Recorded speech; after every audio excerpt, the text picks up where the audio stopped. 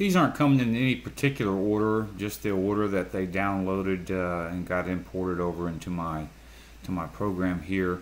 Looks like this. This is Henry. I'm going to let it run once and then I'll break it down just a little bit. I'll let it go through one more time.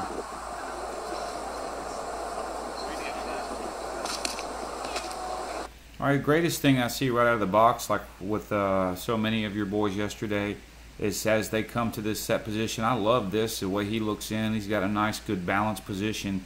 The only thing I dislike about what happens next is that he's going to stand himself straight up and get up out of his legs. So if we can keep him down when he comes into this set position, he'll be better off. Doesn't have to get his feet completely together. This line right here doesn't have to be all the way together. I'd suggest a foot width or 2 foot width, feet width between his feet in his stance. That'll give him a little wider base and help him to stay more stable. Again, as he kicks, kind of a common thing, if you watch his head especially, and this is something that we're going to talk about a lot with everybody, the head should remain still while all this is happening. If anything, it's going to start tracking to the target as well. As you can see, as Henry goes to kick, everything wants to shift towards second base. That's greatly because the way he is in his stance now, being very vertical up and down. Human body's a bilateral system, so your head's constantly searching for balance, which is why if your wife is driving and she makes a hard turn and you can feel your body wanting to shift to the side, your body does everything it can to always compensate to keep that balance. So as he kicks his leg up here, see, he gets his hips moving a little bit, and he could take that a great deal more.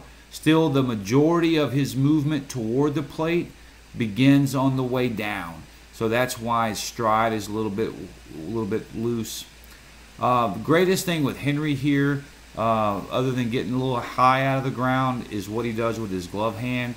His glove hand is really working around. If you see here at opposite and equal where he is at foot strike, there really is nothing on the left-hand side of his body. We need to have his left arm up here, glove perhaps out here on the end, out over the foot at foot strike. And just so we're always on the same page with terms, foot strike is the moment when that foot right there lands. His left foot, when it hits the ground, we're going to call that foot strike. So at foot strike, he's in pretty decent shape with his lower body, but his upper body is way out of whack. The key to getting him faster there is to just have him work from opposite and equal so that he can get used to having that glove hand up in the front. His shoulder and his elbow want to work together a lot. As you can see, his no lag in his elbow at all hardly, and his external rotation here is very, very minimal because again the elbow and the shoulder and the hand are all connected together and going.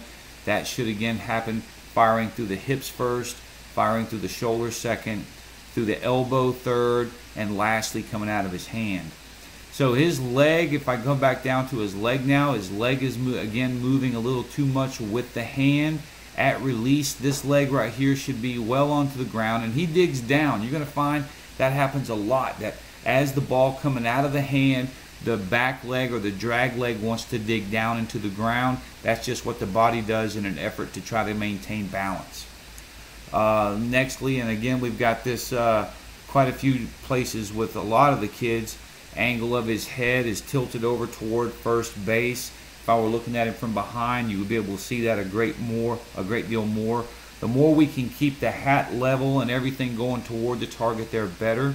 And again, he needs definitely to get that left hand and glove hand in front of his body to help him to be opposite and to help him to be equal. But most importantly, to help him defend himself on a ball back up the middle at him. A ball coming back up at him, he's got hardly nothing to defend himself with, and that could be a bad thing for him.